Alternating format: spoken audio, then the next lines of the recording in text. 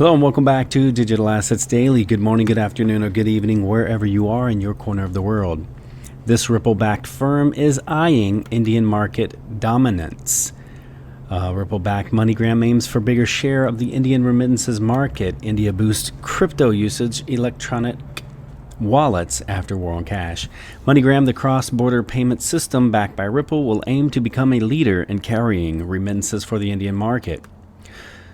After forming a strategic partnership with Ebix Cash, MoneyGram will aim to grab the biggest market share in India, reported the Hindu business line.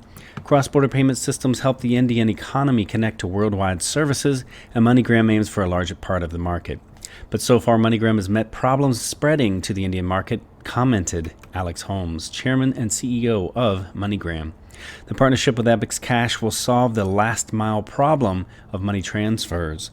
Ebix Cash is one of the vastest fintech networks, encompassing multiple preloaded utility and general payment services.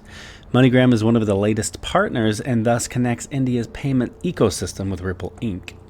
The San Francisco-based firm, which invested $50 million MoneyGram,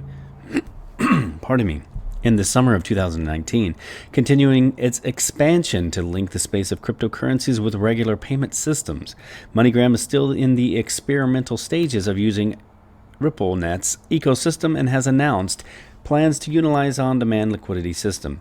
If this technological shift happens, MoneyGram will be the company best positioned to deliver the Ripple protocol and show its benefits in real-world usage.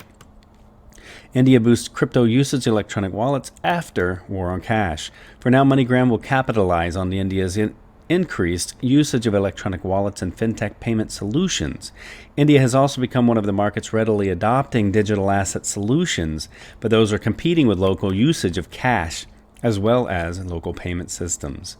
India has also rejected the usage of Facebook's Libra, and the market may be open for competitors.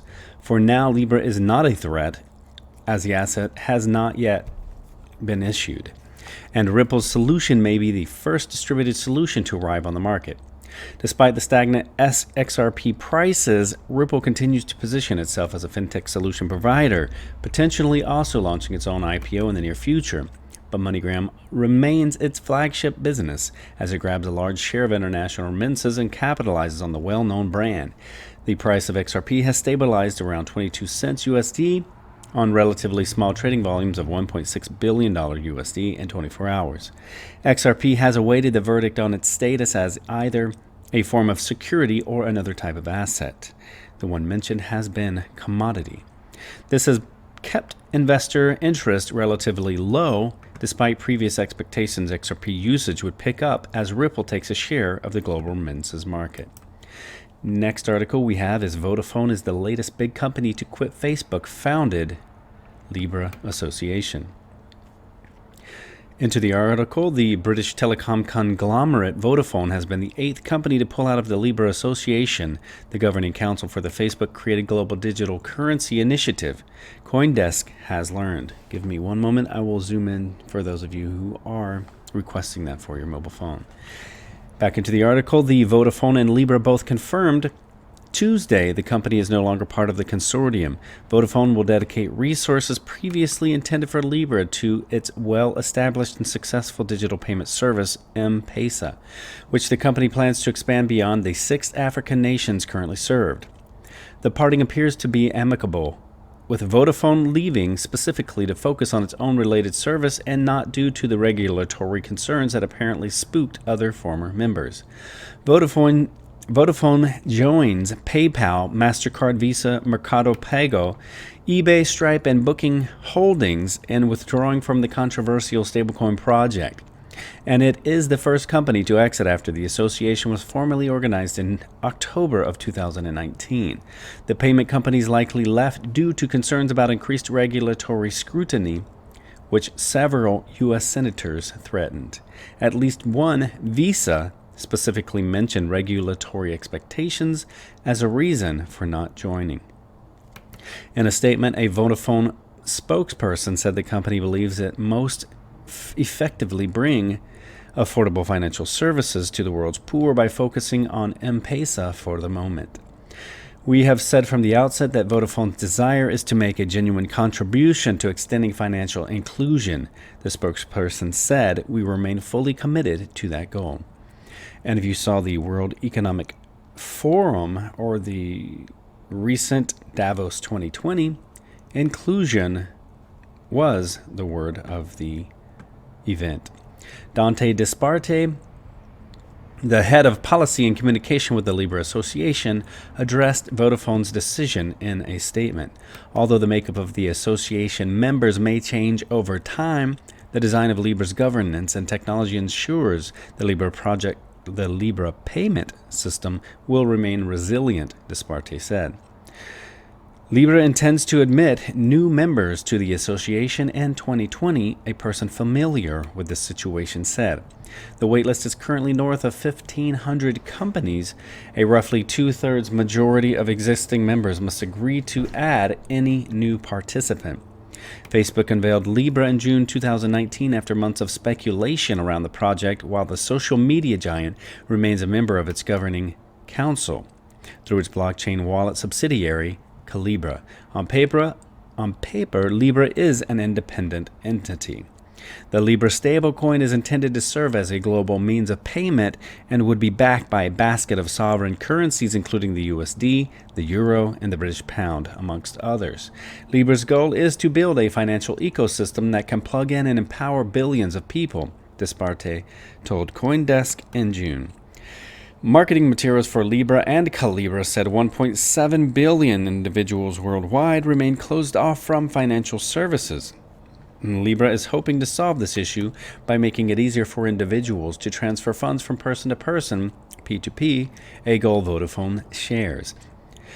The telecom has long run its own digital money in Africa through M-Pesa, a mobile platform-based transfer service. M-Pesa already offers the ability to accept a number of different currencies for remittances. It is possible the platform will accept stablecoins, possibly including Libra, in the future. An individual familiar with Vodafone's thinking said, "We will continue to monitor the development of the Libra Association and do not rule out the possibility of future cooperation," the Vodafone spokesperson said. Question is, will it launch in 2020? While Libra originally intended to launch in the first half of 2020, this timeline was thrown into doubt last year when Facebook CEO Mark Zuckerberg said regulatory concerns might push back the date. Speaking on stage at the Blockchain Central panel held by the Global Blockchain Business Council at Davos, Disparte further hinted at a possible delay in the launch schedule. "We'd rather go slow and get it right than assign a deadline to launch that keeps us from solving the problem of payments for those who need the solution the most," he told CoinDesk Joanne Poe. Regulatory certainty will, however, be needed to help unlock digital currencies, he said. The launch timeline was not a concern for Vodafone, according to the person familiar with the company's thinking. Still, these regulatory concerns do not appear to be holding back Libra from technical design and development. The group has already launched a testnet for Libra, with new features added over the past several months. Last week, Libra announced the formation of a technical steering committee to oversee further development of its roadmap, made up of executives from several association members. The association is continuing the work to achieve a safe, transparent, and consumer-friendly implementation of the Libra payment system, Disparte said in his statement on Tuesday. The next article, we have XRP index of liquidity about to set new records in two of the largest corridors. Pardon me. Ripple's XRP has come close to breaking another record regarding its index of liquidity on the two ODL corridors set up by MoneyGram in Mexico and the Philippines. In Mexico, this corridor goes through the biggest local digital trader, Bitso. Ripple also invested in this company last year to fund its further development. One moment as I zoom. I did not forget about those of you on your mobile phone. Okay, back into the article. As the MoneyGram chief executive Alex Holmes stated last year during the Ripple Swell Major Conference in Singapore, as of then, around 10% of all transactions MoneyGram made to Mexico were conducted using Ripple's XRP. The global payment service run by Holmes uses Ripple's on-demand liquidity, the ODL platform. In the Philippines, the corridor goes through the coins.ph crypto trading platform. The current ATH of the XRP liquidity index on Bitso totals 11,138,681. The current trading volume has come close to getting over this figure, and at press time it equals 10,419,890. And then you have the chart. And back into the current all-time high on coins.ph is also about to be surpassed. The day progress is 42% so far. And then you have more charting if you're not looking at your screen. And we'll finish off with crypto investors look forward to every new milestone, even a tiny one, to do so with XRP, since they hope this will help to push the coin's price up. But so far it has not worked.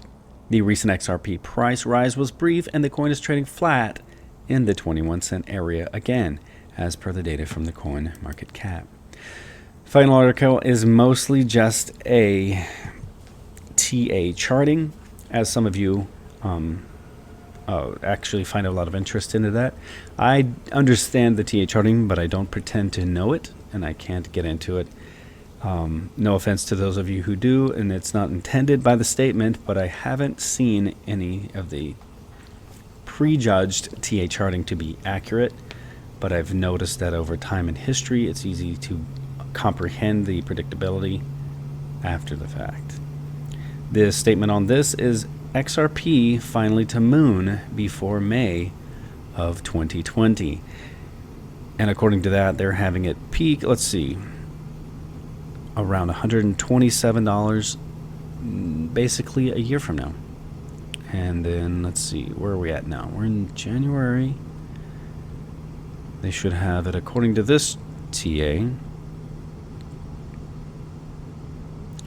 Let's see what the next, June 29th, they have it approaching 16, and then again the highest is February 8 of next year at 127.